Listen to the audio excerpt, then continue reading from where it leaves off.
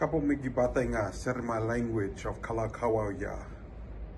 My name is Francis Nona and I'm a proud Torres Strait Islander man.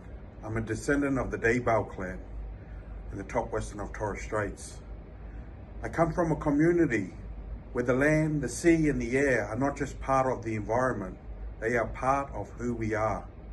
They carry our stories, our culture and our connection to country. But today, that connection is being threatened.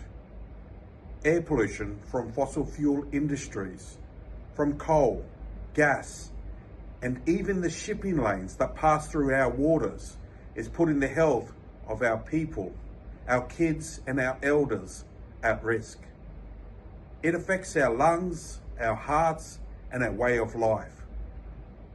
We're breathing it in day after day. The Torres Strait is already facing the front lines of climate change, from rising sea levels and stronger storms to the loss of sacred sites. Now we also carry the burden of dirty air. And the truth is, our people contributed the least to this crisis, but we are paying the highest price. Clean air is not a luxury. It should be a basic human right. But right now, Australia has no national enforceable clean air standards. That leaves our communities vulnerable, especially remote and Indigenous communities, with little to no protection. I want to see real change. I want to see governments take responsibility for strong national air quality laws that protect people, not polluters.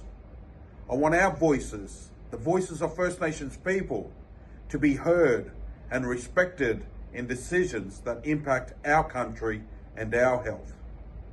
Because when we protect air, we protect life, not just for us today, but for generations to come. We all deserve to breathe clean air. That should never be up for negotiation. Minaki Meso, very big thank you. Aweso. My name is Ricky Dank, but my traditional name is Laripena. I am a Gorangi and Wakaya person from the Rumbaria clan, Barclay Tablelands. This is me, my daughter, and my grandmother. These are my grandmothers and grandfather, and this is our country. When I was a little girl, my mum told me that we have to walk gently on this country. We have to walk gently because the dust we walk on is made up of the bones of our ancestors. My family have been caring for this country for over 65,000 years. For us, this means taking care of the water, earth, air, and our non-human kin that live in this place with us. However, everything that we are trying to protect continues to suffer from ongoing threats from mining, overgrazing from cattle industry, and now from fracking. Burning off is a really important land management tool that we use to minimise large bushfires to help regenerate the plants in which our non-human kin need to survive. Because we've been on our country for so long, we know our country needs to be burnt off every year so that our country keeps healthy. This is an important reason why we, like many other Indigenous peoples all around the world, need to have access to their lands to continue their cultural connections to their country, to their seas, or to their air. And because of these land management techniques, we've benefited from them for thousands of years. Our country is now under threat from fracking for gas that is beneath our soil.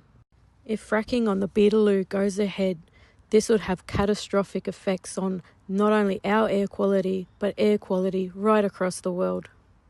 Being a Gorangi person means that we know that what happens in our country affects other people in other countries. And it is for that reason why my family have formed Gorangi for Country. We formed this so that we can collaborate with other Indigenous peoples, speak to politicians, and speak to people internationally about what happens on our country. Because what happens on our country will affect you, your children, and your country too. So remember to walk gently on the earth, because what you might do to her today will be felt tomorrow. Hi, I'm Wendy Farmer from Latrobe Valley in Victoria, Australia. Our region in Victoria has supplied Australia's energy for over 100 years. But we've also suffered the consequences of the pollution that we've breathed. Our area has high incidences of early deaths. We have lung disease, respiratory disease. We have lots of bad outcomes, and of course cancers. We know that our atmosphere actually is a contributor to our health, but often we blame the victim for what they eat, what they drink, how they live their life. It's time that we stop victim blaming these people, recognise that pollution is what causes these health impacts, and do something differently. Unfortunately, when a new industry is put into our region, the pollution from that industry is not considered with the airshed of what we already have. They just put this industry into our area. It's, once again, we know the health outcomes of what happens when you have lots of pollution. We know that there's often better technologies that aren't required by Environment Protection Authority, and we need to change the way we consider health. A healthy environment is a healthy community. A healthy community equals a healthy environment. Let's do it differently. Air pollution from this gas plant right in the heart of our community of Darwin is already impacting our children and our families. As paediatricians, we are really concerned about the health impacts of the rapidly expanding gas industry in Darwin. This is an imposition on our community of Darwin. Clean air should be a right, not just a privilege.